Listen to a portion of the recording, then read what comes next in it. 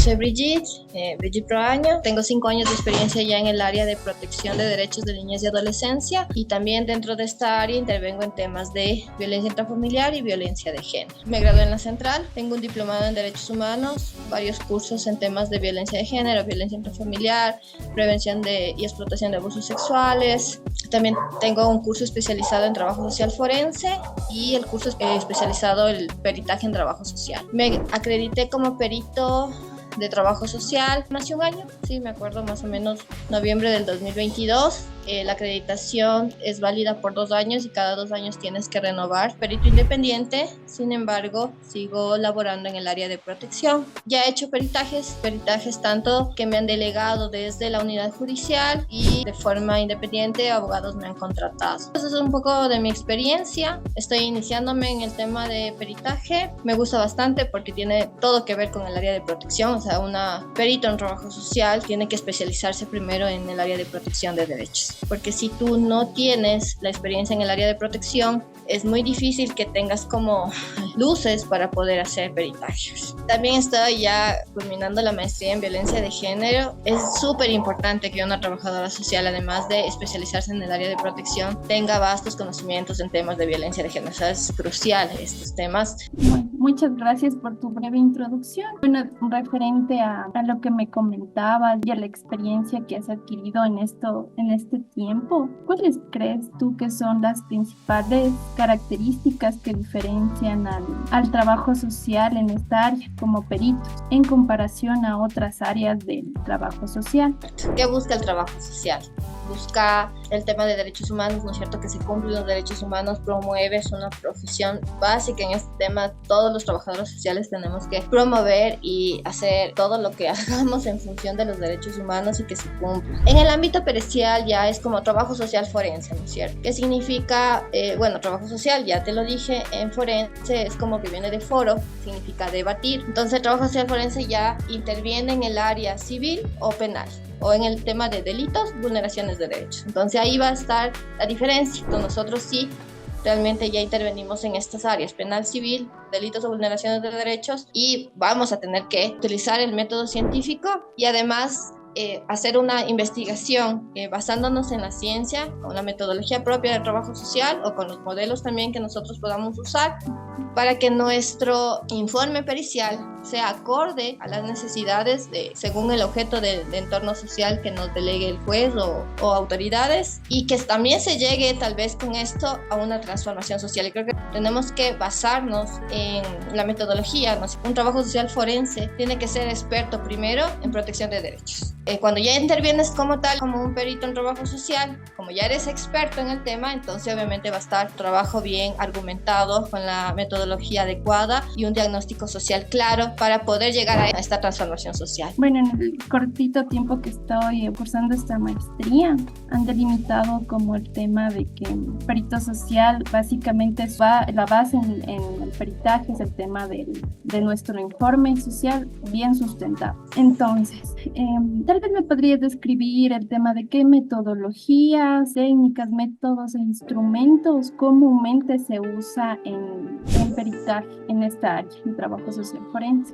Lo más importante para mí, el diagnóstico social, que vendrían a ser las conclusiones del informe pericial. En las recomendaciones tenemos que tener mucho cuidado. Por ejemplo, yo tenía clases con jueces, ¿no? Cuando hice el curso especializado de peritaje en trabajo social, y ellos me decían, nosotros no queremos que nos recomienden lo que nosotros deberíamos hacer. Por ejemplo, sí te puede pasar que haciendo un entorno social tú puedes identificar justo esto como más, posiblemente otras vulneraciones de derechos y otros delitos. Tú te tienes que basar en el objeto de la pericia. Lo que busca sobre todo el juez es que tu diagnóstico social esté bien sustentado. El diagnóstico social es el importante, que tiene que ver con el objeto de la pericia, más no una recomendación de lo que él debería hacer.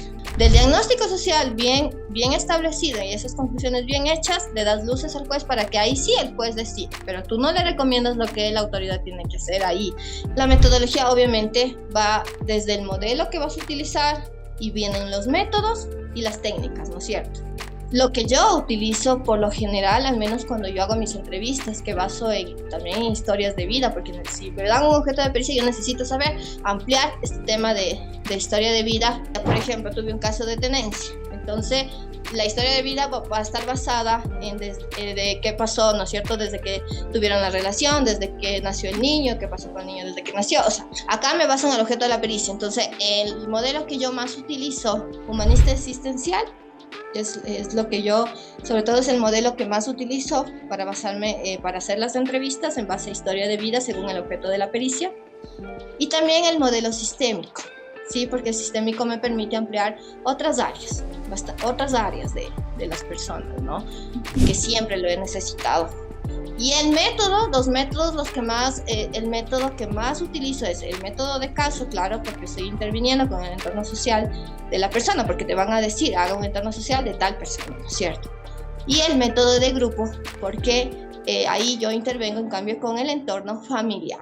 En ocasiones también utilizo el método comunitario, cuando yo ya veo que es importante también ver otras áreas, según el objeto de la pericia, ver otras áreas de la comunidad que son importantes para el informe pericial. Pero lo más, o sea, lo que sobre todo es el modelo humanista existencial, el modelo sistémico, el método de caso, el método de grupo. Y en ocasiones el método comunitario. Esos son como lo que yo más utilizo para hacer las pericias. Y en ese sentido, dando todo tu accionar dentro de esta área, ¿cuáles has identificado que han sido los aportes más significativos, por ejemplo, que puede dar el trabajo social en el sistema judicial y a la comunidad en general?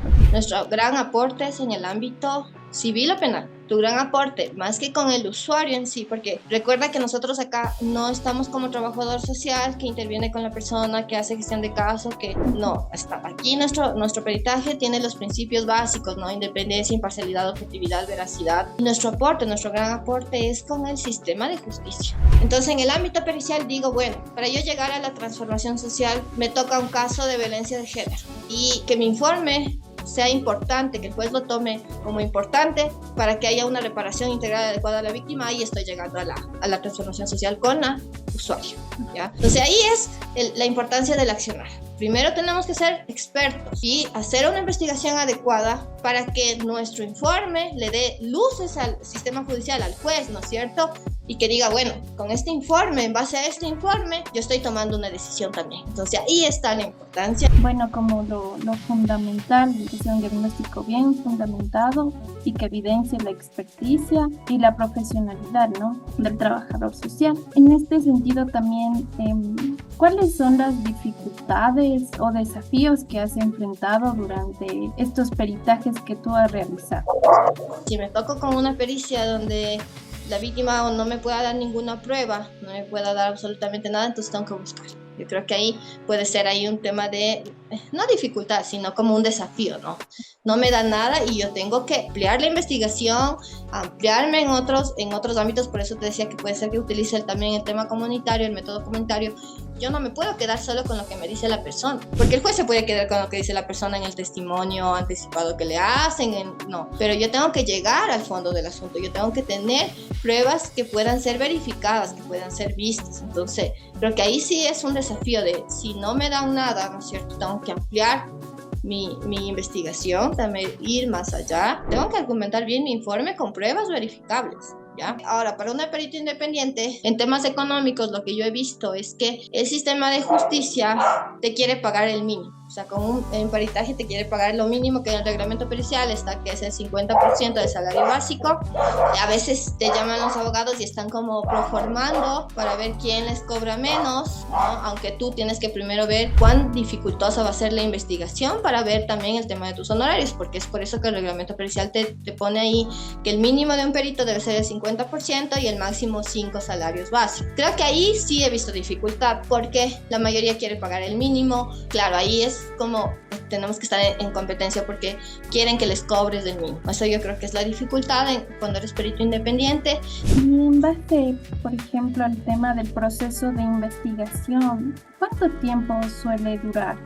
Es que depende. Pero claro, yo, por ejemplo, al menos en entrevistas, siempre les pido a la persona que es del objeto de la pericia el sujeto de derechos del objeto de la pericia y 2 o 3 testigos más que tenga. Y ahora sí, si yo veo que hay que ampliar, porque dentro de la investigación y me dice, sí, mi hermana también conoce y mi hermana estuvo allí y vio cuando estuve enferma y me acompañó y no sé qué, entonces yo digo, no, también tengo que entrevistar a la hermana, es importante que también ella me dé su versión. O sea, voy ampliando, entonces eso ya depende del objeto de la pericia y cómo tú vayas a establecer tu investigación, ¿no es cierto? Para tener completo tu informe y tu diagnóstico social esté basado en una investigación bastante ardua, bien completa, para que después no te puedan decir, no te puedan hacer que ese informe no valga, que haya duda razonable de tu informe o no puedas sustentar, porque tienes que hacer una investigación adecuada con argumentos. Bueno, no sé si el tema de, trabajar independiente como perito amerita el tema de también la articulación o el trabajo multidisciplinario. Si ese es el caso, ¿cómo le ves la colaboración interdisciplinaria en el contexto del trabajo social forense y cuál es la importancia de esto? Yo entiendo como multidisciplinaria, por ejemplo, en protección, yo ahí sí es básico, yo no puedo trabajar sola, ahí yo trabajo con los psicólogos, con los educadores, con los promotores y todos en función del caso vamos decidiendo cuál es nuestro plan de acción y la gestión del caso. En trabajo social forense, eso ya te corresponde a ti porque es el objeto de la pericia, entorno social, trabajo social, entonces ahí no es que tú vas a tener que irme donde el psicólogo a decirle, mire, ¿y a ti qué te parece? Que irme a donde, a ver, veamos el caso, no, y incluso eso no estaría nada bien. Ahí tú eres el experto, por eso eres perito, el perito es el experto, eres el que vas a hacer la investigación y quien va a hacerlo vas a ser tú. Entonces ahí no hay un equipo multidisciplinario o la multidisciplinariedad, ahí está tu experticia y está una sola que es trabajo social. En ese contexto, ¿cuáles crees que son las habilidades y competencias claves que tiene que tener un trabajador social forense para poder desempeñarse efectivamente en este rol que tiene? La habilidad más importante que deben tener incluso todos los trabajadores sociales, pero al menos en el ámbito pericial, es haberse ya liberado de juicios, prejuicios, estereotipos, roles de género.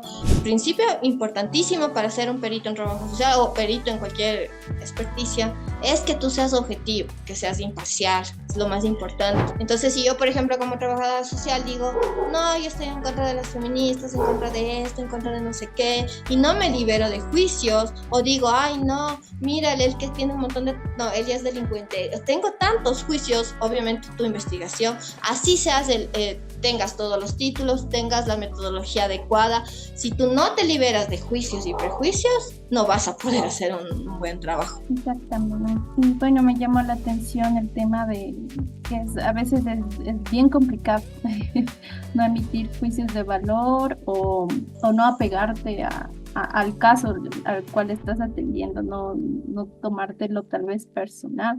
Sin embargo, ahí va nuestro criterio profesional en ese aspecto. ¿Tú qué medidas has tomado para lograr esta objetividad e imparcialidad dentro del trabajo social forense? Yo tengo que ahí tener la objetividad y decir, a ver, lo que yo me voy a basar es en hechos, en las pruebas verificables, en lo que me presente cada uno. Entonces, ahí está la objetividad. Tú no vas a dejarte llevar por lo que te dicen, sino por lo que haya la prueba verificable y por lo que tú vas a ver en la investigación. Ahora, lo que yo he hecho de mi parte, por mí, es el tema de la terapia psicológica, por ejemplo. Yo tengo mi propio psicólogo y ya tengo como varios meses, varios encuentros, todas las semanas estoy en terapia y voy avanzando.